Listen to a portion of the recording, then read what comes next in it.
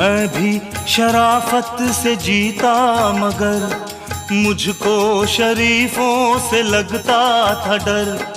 सबको पता था मैं कमजोर हूँ, मैं इसलिए आज कुछ और हूँ, कुछ और हूँ, कुछ और हूँ। नायक नहीं